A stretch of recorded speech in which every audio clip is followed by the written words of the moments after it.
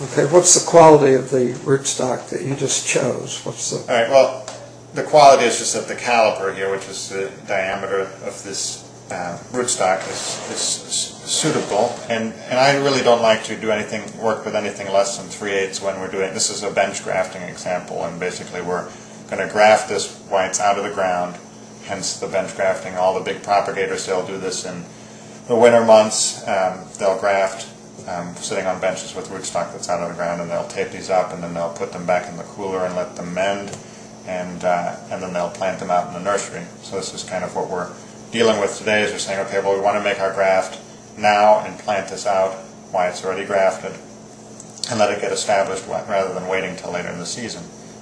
And so we have a good rootstock here, and it's got a decent, this is a bud 9, and it's got some decent fiber roots there. Sometimes they'll come in and they'll just have a strand here and a strand there off of the rooting nodes, but this, that's fine too, but this is a little better to have some nice root establishment. And these are grown in a stool bed, so these, basically they've taken a shoot, like, a vegetative, not a woody shoot like this, but a green shoot that they've rooted, and then they'll bend them over while they're flexible. They'll bend them over with pins, which we can show this in another video, but ultimately this had sawdust up to here in a stool bed, and there was additional growth below it, and they've come through in the stool bed with a sickle bar or something to cut that, and basically they just keep hilling it up, and anything below the sawdust will initiate roots, and they'll still have their stock in the stool bed that's below where they trimmed it, and then the next year there'll be new suckers that will come up, and they'll keep hilling that, and then that's how they make rootstocks, is they'll just build a stool bed. And you can do this at home too. You can plant your bud 9, in deep, and then when it has new shoots, you can fold them over. This isn't really flexible enough to fold over, but you can fold them over and get some new initiations, and then build that up and cut it off. But that's basically how the rootstock is. It's in a bed where it has roots below that, and they come and they sickle bar this, and then they get new flesh, and they keep mounding the sawdust, so they get root initiation above where they sickle bar, and they do it again the next year. So that's how the rootstocks come about. So what we have here is a rootstock, nice, at least 3/8 caliper for this purpose, and then we also have our signwood, which was collected before these buds here. These are all your buds where there's going to be a shoot initiation. They're still dormant, so you don't see swelling, and you don't see green, certainly not any green there. And this has been collected typically in the Midwest. You'll collect that at the end of February to be sure you've got it before it breaks dormancy. But this was last season's growth. This is what you want. You want that pencil thickness. Sometimes you can't get pencil thickness, but ideally you have that pencil thickness caliper on the signwood, and it was last year's growth. You don't want that real scaly bark that's on the previous season's growth. So you want to get shoots like this. And we also have tags, because we want to make sure that we label what we are propagating, for the sheer reason that we forget what it is later. And if somebody loves the apple, we want to make sure and tell them what it is that they're growing. And so the rootstock is bud 9. We got that out of a bundle that has a label. And that tells us how big the tree is going to get. This is a dwarfing rootstock. The trees on this is only going to get 10 to 12 feet tall. If you trim them, you can keep them smaller than that. And then we have our signwood here, which is labeled. We have the variety on that, so we know what that is, which is our pristine. It's an early summer apple, yellow, very good quality. And then we have our tag that we're going to work this up, so we're going to label this. And this is a nice slip-on tag, and it also has one side of it is a little bit rough to hold your writing a little better. It keeps the Sharpie writing from wearing off as quick, and the back side's a little glossy. So you want to write on that textured side.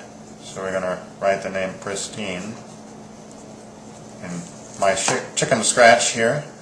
And then generally what's done is a slash and then the rootstock designation. So you'll write the varietal name of the apple or the pear or whatever you're propagating, and then a slash or a dash or something, and then the rootstock, which in this case is bud 9.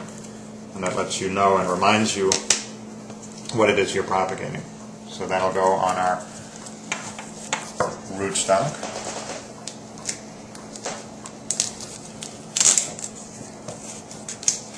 And this will, of course, get real tight, and if you don't keep loosening it up as the tree grows. You have that on there. The other tools that we have is some masking tape, And that's what we're going to use today. This is the most affordable way to go, and it's really, in my opinion, the best product out there. But it's kind of hard to mark this up and market it as something special when it's available at all in your hardware store, but that's really the best thing to use.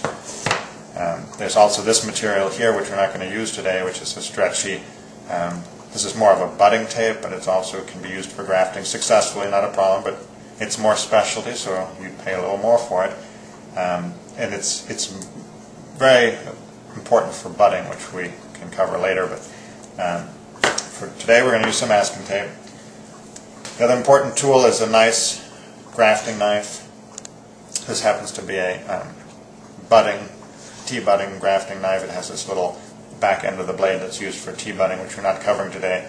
But the important thing with it is that it's very sharp, razor sharp. You don't see any glistening edges on there. It's a well sharpened knife, very thin edge. And this is actually sharpened only on one side, so the bevel is only on this side, and on this particular side it's flat. There's no double bevel on this knife. And you can do it with a double bevel, but it's just not as clean a cut. And but that it's razor sharp is key.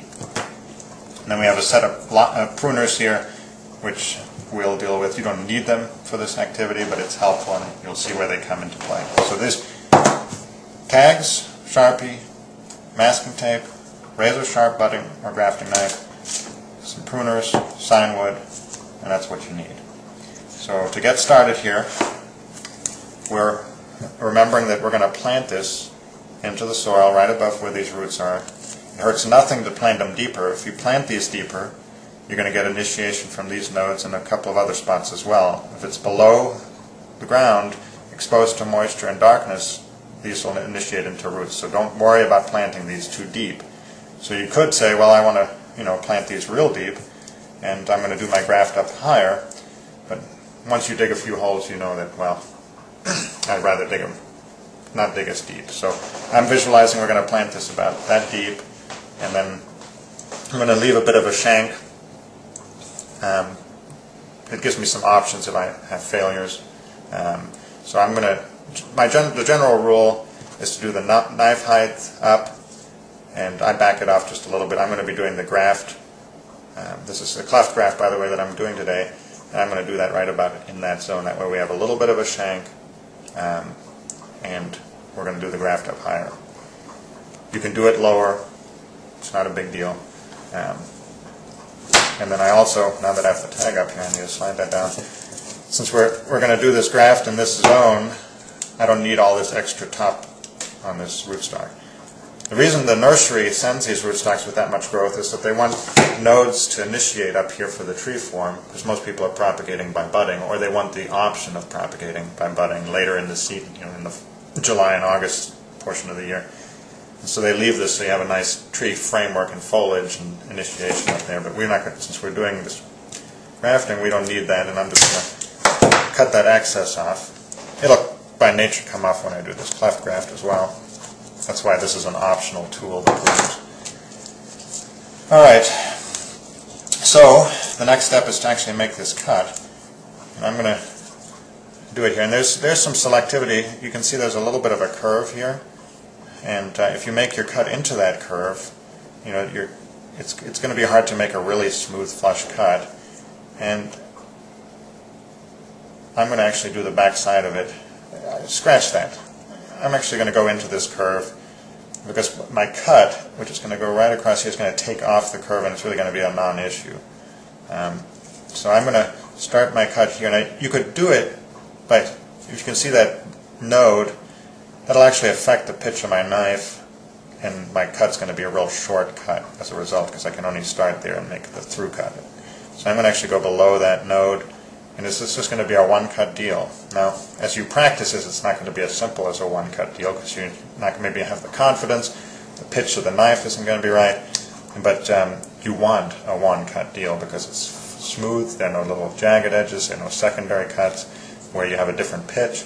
So we're going to put the knife here, and the goal of this knife is to finish off at the taper end up here, or somewhere within here where you have a start to finish full bevel taper. And we didn't quite make it